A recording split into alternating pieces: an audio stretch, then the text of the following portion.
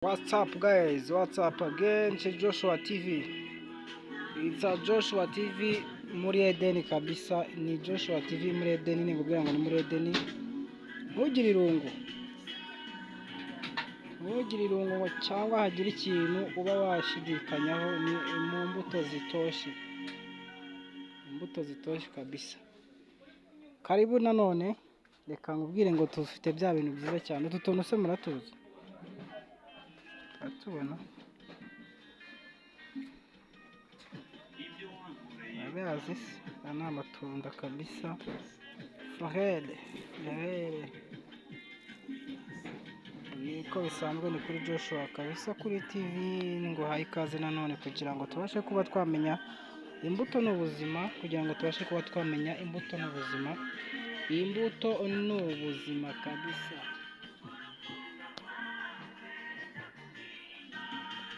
Karibu rero nanone kugira ngo tubashe kuba twasangira imbuto hano muri garden yacu, kugira ngo tubashe twaguha byinshi hano muri garden yacu kabisa. Urabona ko ibintu biri fresh.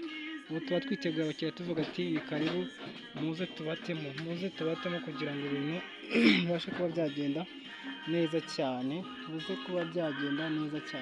ahangaha rero ni handi twungukira ubumenyi. Imbuto zimara iki? Ni iki imbuto zidufasha mu buzima? Imbuto zituma amagufwa amera neza. Imbuto zituma ugira ishusho nziza, isura nziza. Imbuto ni zimwe zituma mu ngogora umubiri ziri muri bimwe zibigize kabisa. Noneho iyo wageze hano tubasha kuba twaguha muri ibyo wifuza. Dore twa tunagenda ngwereka n'utu ngutu imbere n'uko hasi. Iyo ritonoye, iyo washaka kuba waritonora kabisa, riraza rikaba umweru, haba harimo imbuto nizo ziba zigize kabisa. Ushaka wanagateruramo, biba biri fresh. Reka nkubwire ngo ikaze hano kuri Joshua TV. Niba waramaze gukora subscribe, ibyo nibyo ni ingenzi. Nawe utarayikora kandi nabyo ndakubwiye ngo uzagaruke uyikore. Ariko biba ari byiza. Urabona nimero hakurya, noneho ya nimero mbona mbabwira buri munsi ni iyi kabisa. Niyo ngiyo. Ariko utibagiwe twanze kugira ngo dufate video y'abakiriya ko turi n'abakiriya. Umunsi umwe nzaza live hano mbahe bimwe byinshi, wereke bimwe byinshi bigenda bikorerwa aha ngaha kabisa, kugira ngo ube wishimye. Nzabishira live umunsi umwe kugira ngo mugende mubibona kabisa, uburyo tuba twakira abakiriya muri rusange. Turi kubikurikirana vuba ngo tuzajye turaza tubabwire ati live and welcome hano, haba he TikTok hose tuba turiyo, kugira ngo tukuhe buri kimwe wifuza aha ngaha kabisa. Icyo usabwa ni kimwe, ni Joshua TV, wabasha gukanda subscribe gusa, nta kindi. Amara gukanda subscribe ubundi tukikomereza.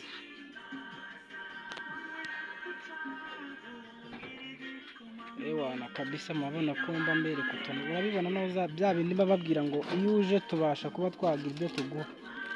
Gaperi nshyashya noneho nazo zirahari, gaperi nshyashya kabisa.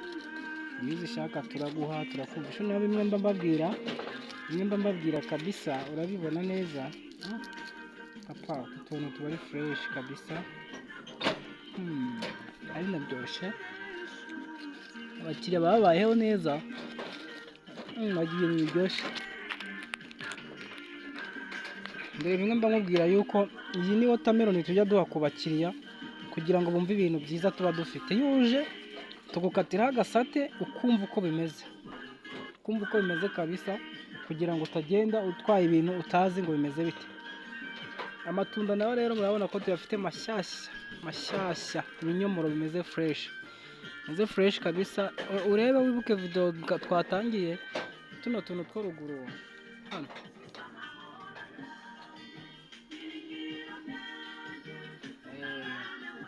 Eko nguko kabisa nari ngoza.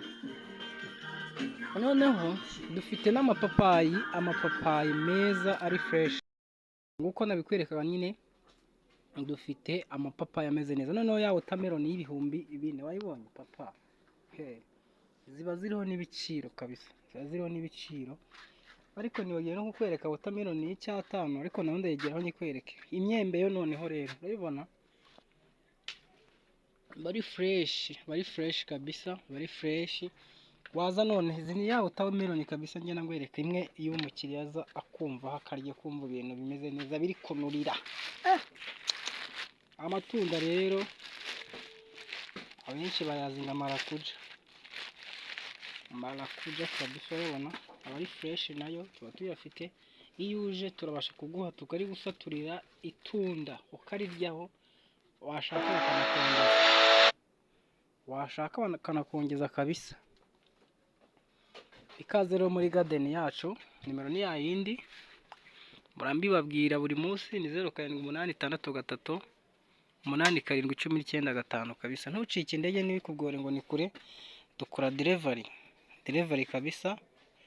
Turi ahantu henshi rero mu mujyi wa Kigali, ariko ahandi ni tere yitwa mu Miduha papa, ni Miduha kabisa. Ahangaha niho tuba turi. Noneho imineke yo tuba dufite aba ari urundi rwego, ushaka imibisi, ushaka ihiye,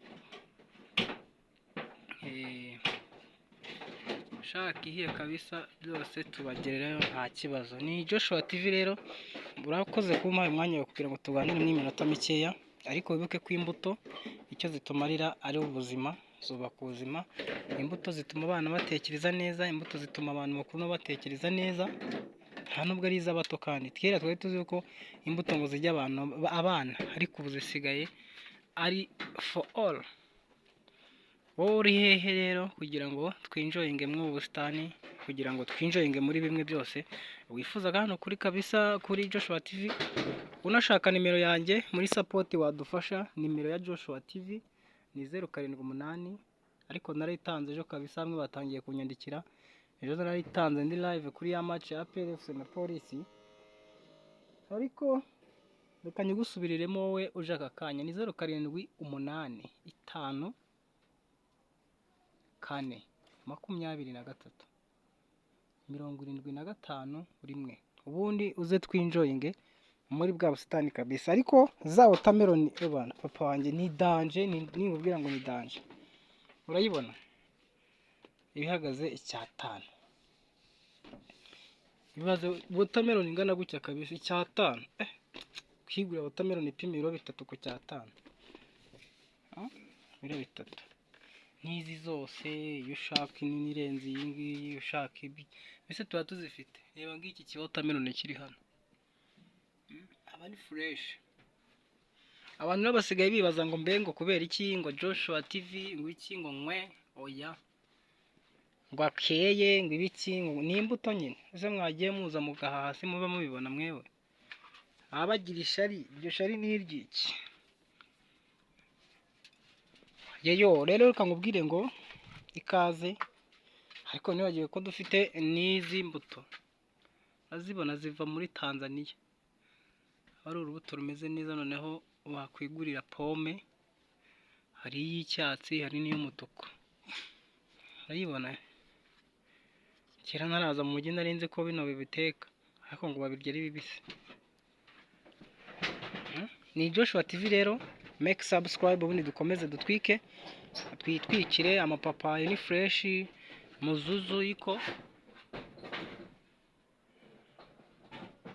imizuzu irahari kabisa. Icyo ushaka, icyo usabwa ni kimwe kabisa, kugira ngo ubashe kuba wahagira.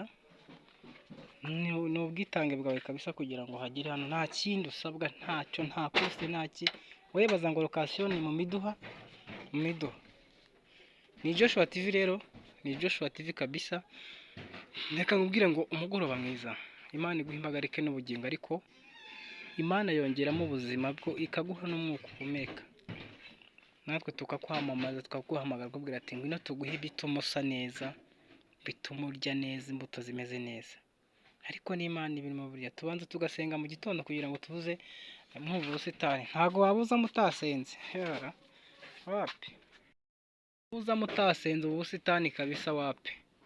Ibi byo rero ni rurangiza, umwungu umeze fresh kabisa, uri neza cyane, bari rurangiza kugira ngo uze hano tuguhe kabisa.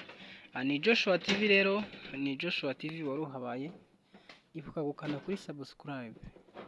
Imana iguhimbagarike n'ubugingo. I love you so much.